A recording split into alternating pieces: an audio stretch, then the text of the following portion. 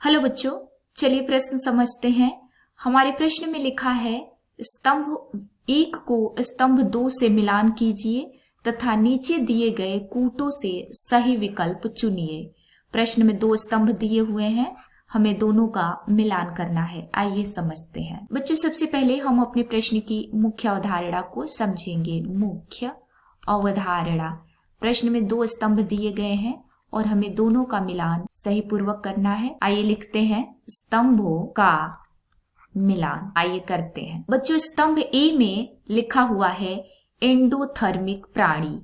आइए लिखें एंडोथर्मिक प्राणी। क्या होता है एंडोथर्मिक प्राणी, समझेंगे। बच्चों, ऐसा जीव जो शरीर के अंतःताप को नियत रखता हो उन्हें एंडोथर्मिक प्राणी कहते हैं और इसके उदाहरण होंगे स्तनधारी और पक्षी वर्ग। ये अपने शरीर के ताप को नियत रखते हैं। इसके उदाहरण स्तनधारी तथा पक्षी वर्ग होंगे।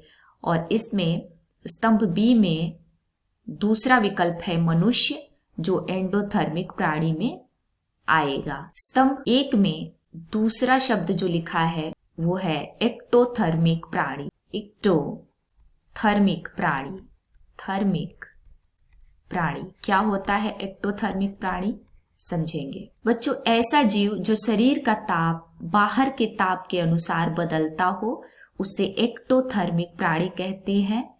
और सरीसृप वर्ग इसका उदाहरण होगा तथा मछली वर्ग भी इसी श्रेणी में आएंगे। और दूसरे स्तंभ में छिपकली लिखा हुआ है जो एक्टोथर्मिक जीव है। छिपकली एक्टोथर्मिक जीव होगा। स्तंभ 1 में तीसरा शब्द है बेंथिक जोन का जीव। बेंथिक जोन का जीव, जोन का जीव किसे कहते हैं? बच्चों, ऐसा जीव जो समुद्र के नीचे रहने वाले जीव को बेंथिक जोन का जीव कहते हैं।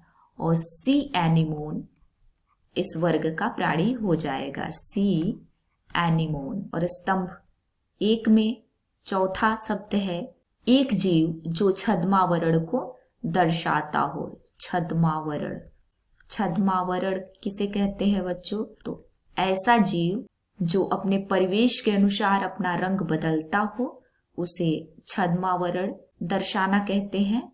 और इसका उदाहरण होगा कैमेलियन। कैमेलियन इसका उदाहरण होगा। तो अगर हम स्तंभ ए का मिलान करें तो ए के साथ बच्चों, ए के साथ दूसरा, बी के साथ एक्टोथर्मिक छिपकली यानी कि तीसरा, सी बेंथिक जोन, सी एनीमोन यानी कि पहला, और डी छद्मावरण यानी कि कैमेलियन चौथा। ऐसा विकल्प सी है, इसलिए विकल्प सी हमारा सही हो जाएगा।